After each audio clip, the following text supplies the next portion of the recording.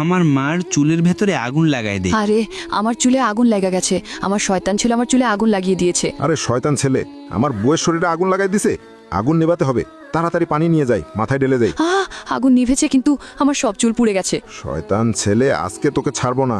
এই নে, এই নে, এই নে, এই নে। আমার বাবা আমারে মাইরা পুরো হাড্ডি গুড্ডি ভাঙে লাইছে। যাই গিয়ে একটা দোকান থেকে একটা মুরগির রান চুরি করে খাই। এই শয়তান ছেলে, তুই আমার মাংস নিয়ে পালাইছস? ধারা আমার মাংস দিয়ে যা, ধারা বলছি। তুই আমারে ধরতে আইসস?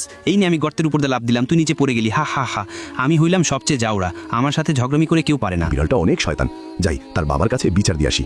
এই শুনুন, আপনার ছেলে আমার দোকানের মাংস চুরি করে খেয়ে ফেলেছে, বুঝছেন? আপনার ছেলেকে দেখে রাখতে পারেন না? কি?